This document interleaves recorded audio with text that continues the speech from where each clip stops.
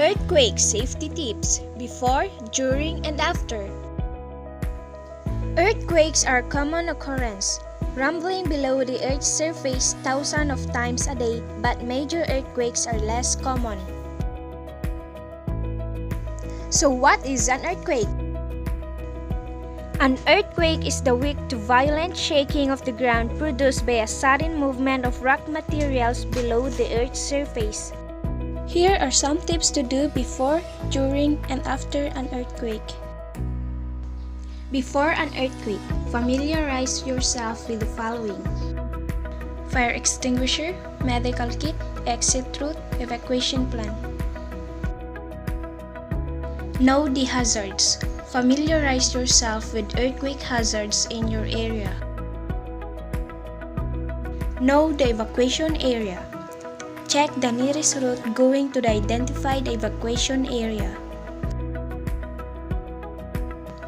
Prepare your house or workplace. Secure items and objects that hang on walls. Store heavy objects and breakable objects on low shelves, and store harmful chemicals and flammable materials properly. Prepare an emergency supply kit, such as ready-to-eat food, drinking water, portable radio, first aid kit, flashlight, blankets, whistle, and batteries. Make it accessible at all times. Participate in an earthquake drill. Regularly participate in the evacuation procedure. Survive during an earthquake. First thing first, stay calm, stay put, and do not panic. When inside a building, keep away. Avoid glass windows, shelves, and unstable objects. Drop, cover, and hold. Take shelter under a stable object. Stay alert for potential threats. Escape. After shaking stops, escape to a safe and open area away from trees.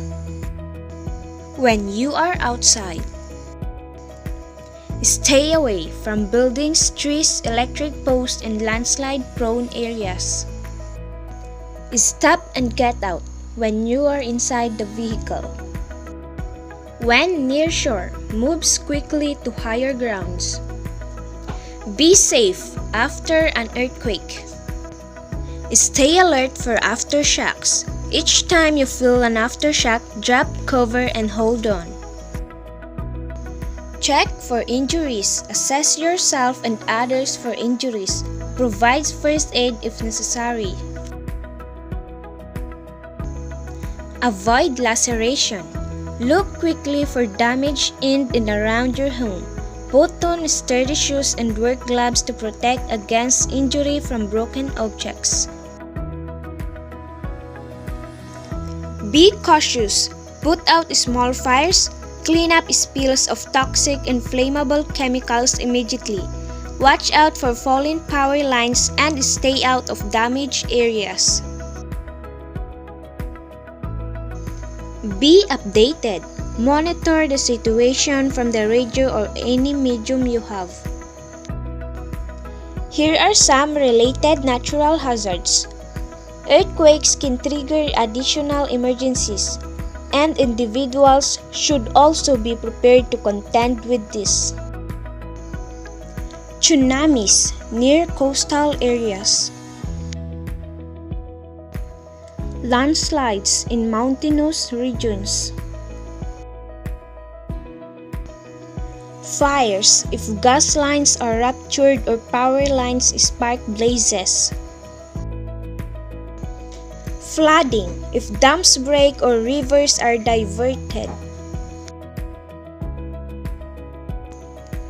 These hazards will vary based on where the earthquake hits and how strong it is, but thorough safety precautions will address these additional disasters if necessary.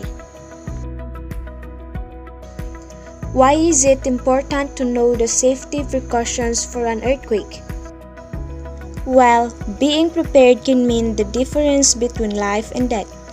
An earthquake can be a terrifying event, but by taking proper safety precautions, You can help limit the terror through careful planning. Thus, this will increase the odds that everyone survives unharmed.